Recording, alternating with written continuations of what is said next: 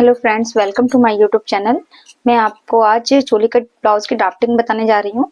ये ड्राफ्टिंग आपको इजी नहीं लग रही होगी और इसको काटने के बाद भी एक अलग ही इसका लुक आता है। तो आपको मैं यही कहना चाहूंगी कि इस वीडियो को एंड तक जरूर देखिए, ताकि मैं आप इस वीडियो को और इस ड्राफ्टिंग को एक्सप्लेन से अच्छी तरीके से आप समझ सके कि ये ड्राफ्टिंग के बाद, कटिंग के बाद ये पीसेस जुड़ने कैसे हैं। अब इस ड्राफ्टिंग को बताने के लिए मैं इंची टेप में सेंटीमीटर का यूज कर रही हूँ। आप इस सेंटीमीटर को इंच के हिसाब से लेके भी कपड़े में कटिंग कर सकते हैं। जैसे कि इसमें 2 सेंटीमीटर 3 सेंटीमीटर आ रहा है, उस तरीके से आप इंच में इसको इंच के जरिए ही ड्राफ्टिंग करें। जैसे कि यहाँ 6 सेंटीमीटर का तीरा है, तो आप इंच में 6 सेंटीमीटर के हिसाब से, 6 इंच के हिसाब से आप ड्राफ्टिंग करेंगे। तो आप उसी तरीके से सब समझिएगा, ताकि आपको इजी रहे इसको मेजरमेंट के साथ करने के लिए।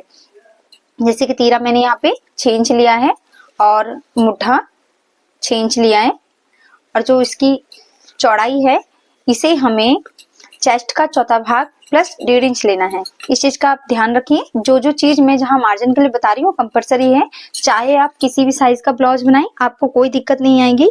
जैसे कि मैंने 40 चेस्ट का यहाँ बना रही हूँ और मैंने यहाँ 1.5 इंच का मार्जिन लिया है। इस तरीके से आप इसी तरीके से जब भी आप कपड़े में ड्राफ्टिंग करें, कटिंग करें, तो आप इस तरीके से ही मेजरमेंट लीजिए। इसलिए मैंने एक सीधा मेथड बताया है, चेस्ट का चौथा भाग प्लस 1.5 इंच।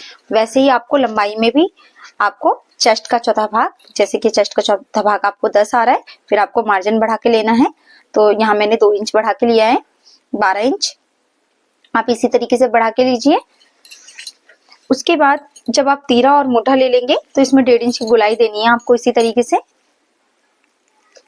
और गुलाई देने के बाद यहाँ पर अंदर की तरफ आधा इंच की गहराई होती है। आप ध्यान दीजिएगा, ये आधा इंच की गहराई आपको चोली कट ब्लाउज में नहीं करनी है।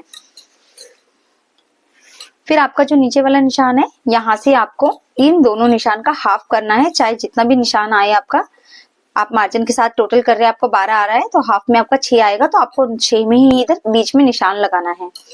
इसको निशान लगाने के बाद जब आप गले की ड्राफ्टिंग करेंगे तो चौड़ाई 2.5 इंच और ये जो लंबाई है आपको 5 इंच लेना है। इंच में 5 इंच लेने के बाद एक डॉट का निशान आप लगाएंगे, और इस निशान को अगर इसके जो ये आप तिरछा निशान देख रहे हैं, इस निशान से लेकर इस गले के निशान तक, इसका आपको बीच का सेंटर लेना है। अब बीच का सेंटर लेकर आपको एक निशान यहाँ से सीधा लगाना है। फिर जब आप इस निशान को सीधा करते हैं तो इस निशान तक ही आएगा, और इस निशान को बीच का यहाँ का सेंटर लेके इस निशान को इससे और इस निशान को इससे मिला के, और यहाँ हल्की सी गुलाई शेप देनी है आपको। आपका ये वाला पोर्शन गले में जाता है कट के, इसलिए ये मैंने यहाँ गले की कटिंग करके आपको दिखाई है। आप इसकी कटिंग जोड़ने के बाद, चोली जोड़ने के बाद भी कर सकते हैं। यहाँ से जैसे आप बेल्ट वाले ब्लाउज में लेते हैं, उसी तरीके से यहाँ से आपको 1.5 इंच कम करना है।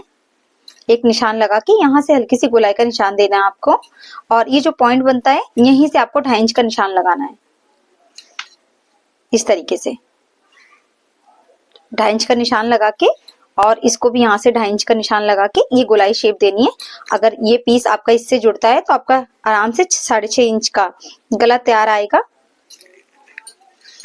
ये हमारी हो गई चोली, जो कि हमें इसमें से कैसे निकालना है मैंने आपको ये बताया।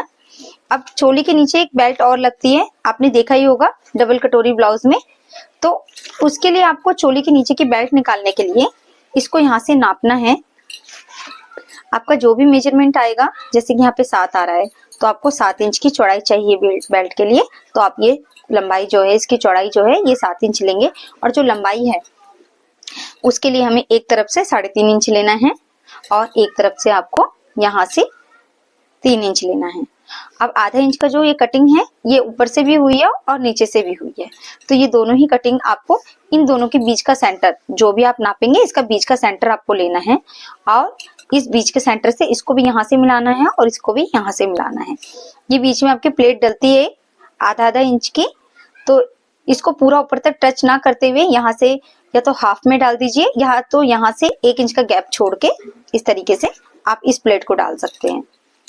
ये तो रही आपकी चोली की नीचे की बेल्ट। अब नीचे प्रॉपर बेल्ट लगाने के लिए इसके लिए हम जो इसकी लंबाई है एक तरफ से 5 और एक तरफ से 3.5 इंच लेंगे। मतलब आपको इस एक बड़े साइड से दूसरा छोटा साइड लेने के लिए 1.5 इंच का गैप होना चाहिए। और जो आपको कमर की चौड़ाई की बेल्ट लेनी है वो आपको कमर का चौथा भाग प्लस 2 इंच लेना है। जब भी आप कमर का नाप लेंगे उसका 1/4 करके आपको 2 इंच का मार्जिन रखना है।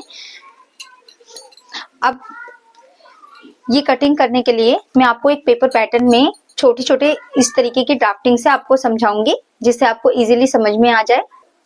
इसको जोड़ना कैसे है, जैसे कि ये छोटे छोटे जो पेपर कट है, मैंने देखो ये इसी तरीके से कटिंग कर रखे हैं, जो मैं कि आपको यहाँ पे रख के आपको दिखाती हूँ ताकि आपको आराम से समझ में आए। आप ये देख ही रहे होंगे इस तरीके के कटे हुए हैं। अब इनको उठा के जोड़ना कैसे है आपको ये समझाना है। जैसे कि ये वाला पैटर्न में आपको यहाँ की चोली तैयार करनी है। जब आप इसको इस तरीके से सीधा करते हैं तो ये इस तरीके से आएगा, और इस पैटर्न को आपको जो ये गुलाई वाला निशान ज्यादा है, जो ज्यादा वाला हिस्सा है, ये देखिए ये मैंने पलटा तो गले वाला निशान गले से टच हो गया है, और ये वाला जो हिस्सा है कम वाला हिस्सा कम की तरफ ले जाना है इस तरीके से। और यहीं बीचों बीच आपकी एक छोटी सी प्लेट डलेगी।